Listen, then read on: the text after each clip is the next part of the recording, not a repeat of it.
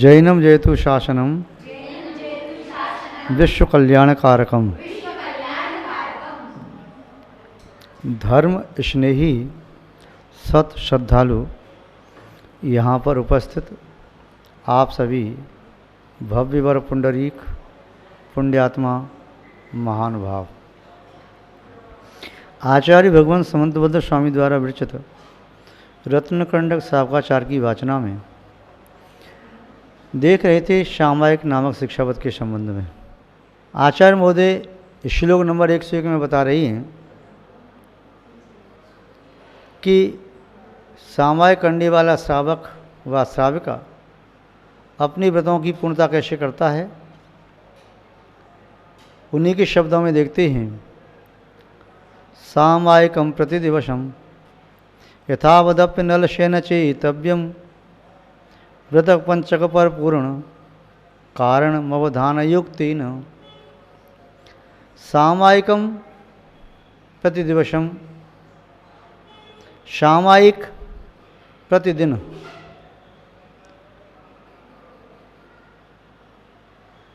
चेतव्यम सामायिक प्रतिदिन करना चाहिए। कैसे? यथावत अनलसेन, अनलस, अलस माने आलस, अनलस मीन्स आलस से रहित होकर के।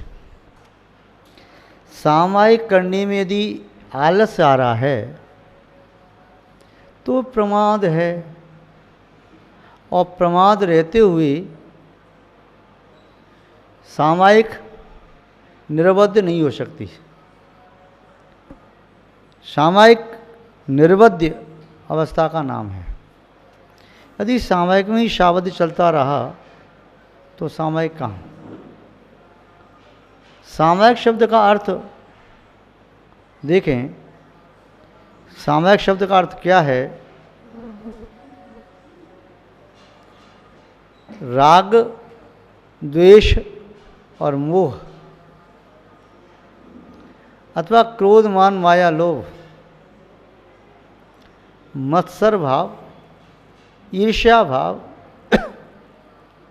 घृणा का भाव, काम वासना से युक्त भाव, ये सभी कुभाव, दुर्भाव सामायिक को खंडित करने वाले हैं। इन भावों के रहते हुए समत्व भाव जागृत नहीं होता। यूं कहें, सूर्योदय के रहते हुए रात्रि प्रारंभ नहीं होती और रात्रि के रहते हुए सूर्योदय नहीं होता। रात्रि जब जाती है तो सूर्योदय होता है, या सूर्योदय होने से रात्रि जाती है। एक साथ दो काम नहीं हो सकते। ऐसे ही राग द्वेषमय प्रवृत्ति, मोहमय प्रवृत्ति अथवा क्रोधादि कसाय जनित वृत्तियाँ व्यक्ति के चित्त को दूषित करने वाली होती हैं। जब चित्त दूषित है, चित्त में संक्लिष्टता है, किसी के प्रति तीव्र राग की भावना पैदा हो रही है, किसी से या से संसारी प्राणी के प्रति जो राग द्वेष से मलिन है, विषय वासनाओं से ग्रसित है, ऐसे किसी व्यक्ति के प्रति यदि पंच परमेश्वर के प्रति राग बढ़ रहा है तो सराग अवस्था है, वह कथनचित सामायिक में ग्राह्य है। किंतु वह अवस्था ग्राह्य नहीं है जो राग किसी रागी के प्रति, कुरागी के प्रति, विषयानुरागी के प्रति, कसायानुरागी के प्रति चल रहा है, या पंचेंद्रिय के विषयों के प्रति राग चल रहा है, या कसाय का पोषण हेतु राग चल रहा है। वह राग ग्राह्य नहीं है।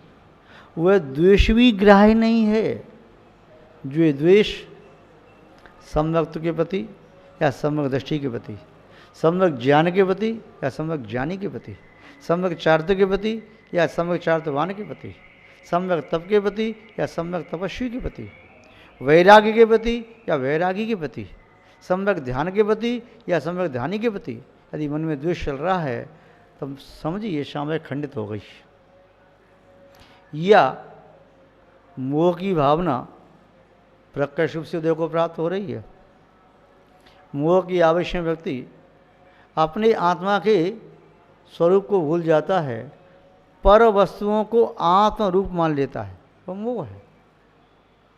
पर को अपना मान बैठा, निज को पहचाना नहीं, यह भूल है आपकी जो आपको जाना नहीं। आपको जाने बिना परमात्मा पद पाना नहीं, परमात्मा पद पाकर फिर संसार में आना नहीं। तो मोह की दशा कहलाती है, चाहे वह चैतन्य परग्रह है या अचेतन, चाहे वह वस्तु किसी प्रकार की है, उस वस्तु में अपनी आत्मा का अस्तित्व मान लेना यह मोह है। यहाँ तक कि शरीर में अपनी आत्मा का अस्तित्व मान लेना, ये शरीर ही आत्मा है, यह भी मोह की प्रकारता है।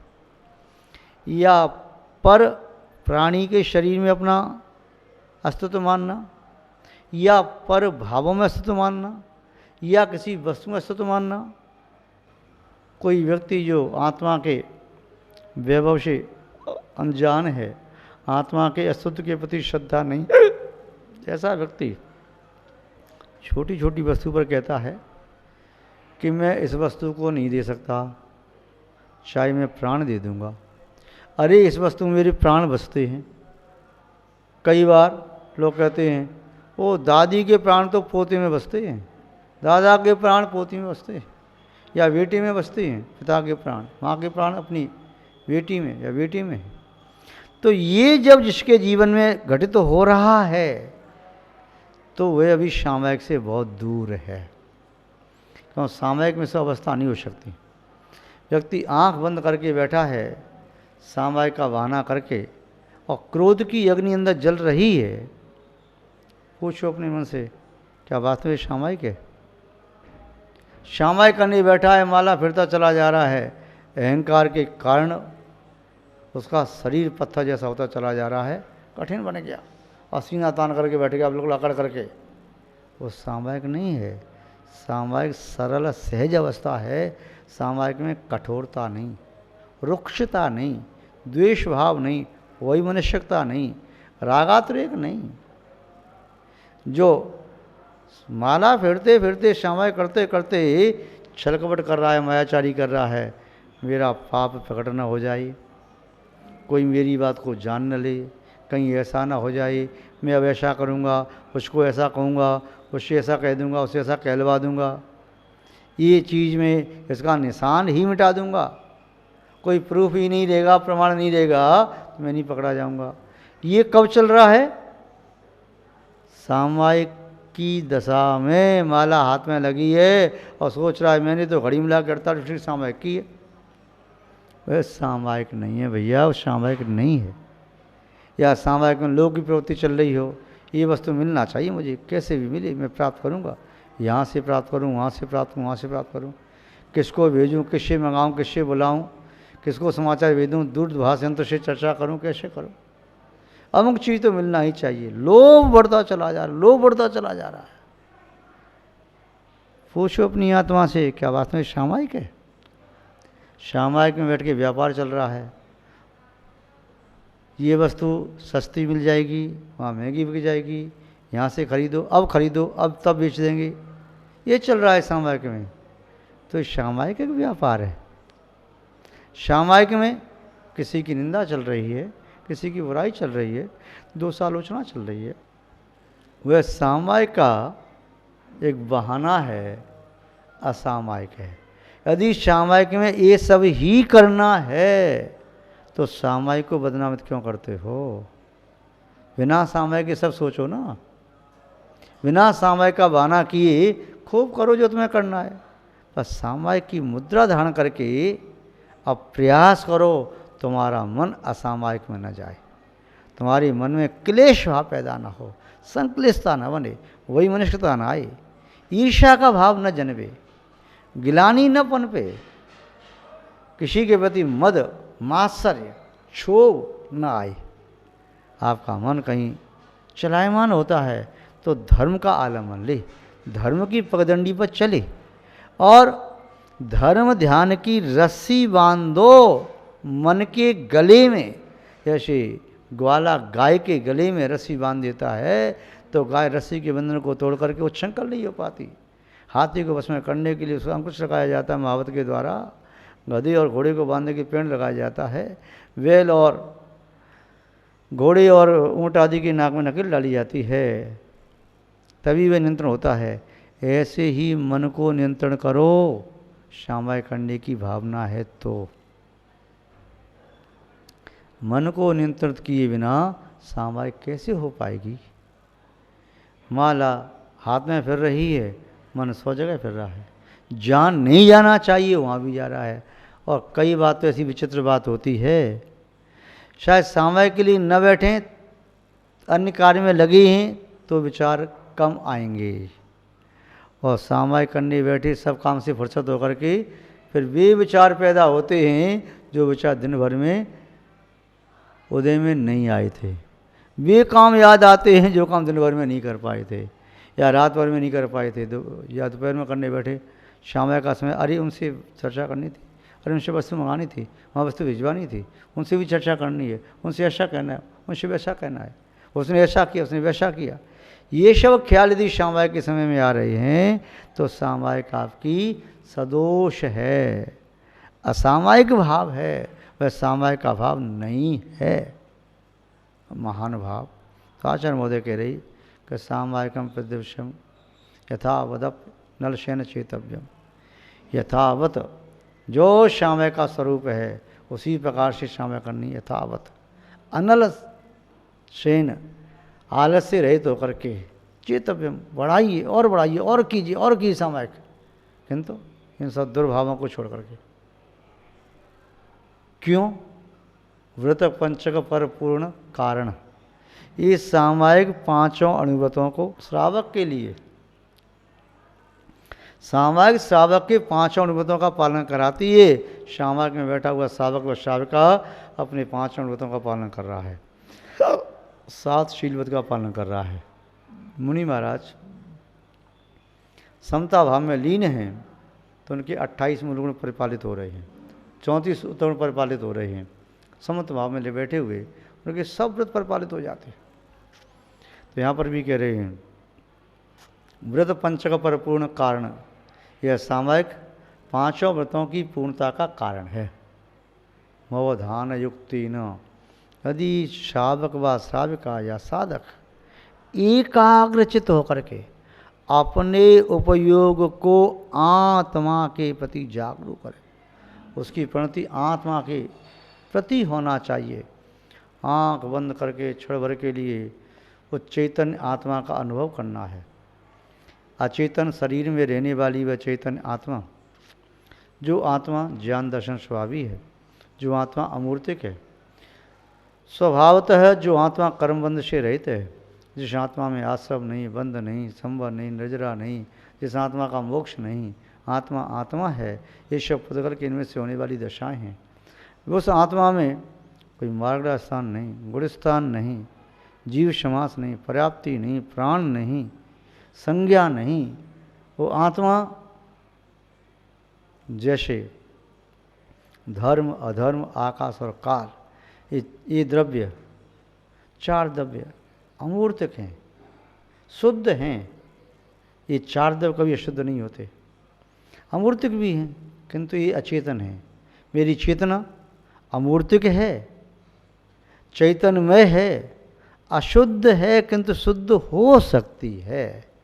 वह कैसे शुद्ध हो सकती है? तो सामायिक के माध्यम से। सामायिक का केमिकल आत्मा में डालो तो आत्मा की मलिनता दूर हो जाती है।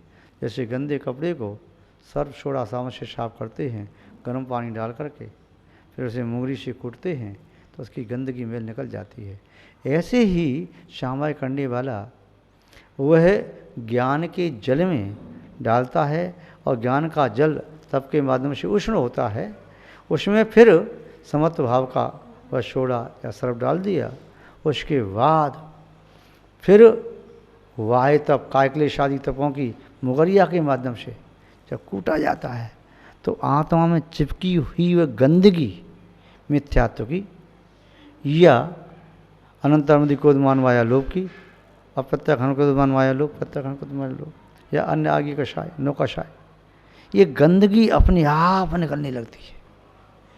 बिना सामायिक के, इस रसायन के, इस केमिकल के बिना आत्मा की शुद्धि संभव ही नहीं है।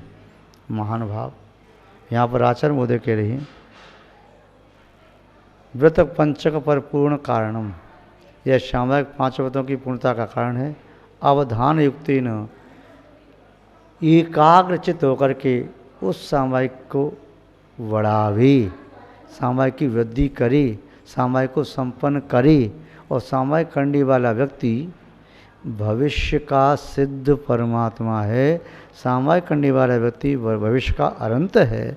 सामायिक करने वाला व्यक्ति यदि साधक है, निर्विकल्प ध्यान कर रहा है, सामय कर रहा है, तब उसे आत्मा की शुद्ध आत्मा की अनुभूति होती है। और शावक है तो उसे अशुद्ध आत्मा का आभास होता है, अपने अस्तित्व का बोध होता है। तो आप सभी निरतिचार, शक्ति अनुसार प्रमाद आदि को छोड़ करके, कसायों को मंद करके, दुर्भावनाओं को छोड़ के, 5 पापों का त्याग करके, इंद्रियों को पंचेंद्रिय विषयों से निरोध करके अपने उपयोग को अपने आप में लगाओ। अपना उपयोग अपने आप में लगाने का नाम ही सामायिक है, और अपने उपयोग का अपने से बाहर चला जाना वही असामायिक है। आत्मा का आत्मा के दायरे में रहना ही सामायिक है, समत्व भाव है। तो वही भाव प्रकट हो, उसी अवस्था की प्राप्ति हो, ऐसी हम आपके प्रति मंगल भावना रखते हैं। इन्हीं मंगल भावनाओं के साथ अपनी शब्द श्रृंखला को विराम देते हैं। जबले श्री शांतनाथ भगवान की, पूज्य आचार्य गुरुदेव शिवानंद महाराज की, जैन धर्म की, जैनम जयतु शासनम, विश्व कल्याण कारकम।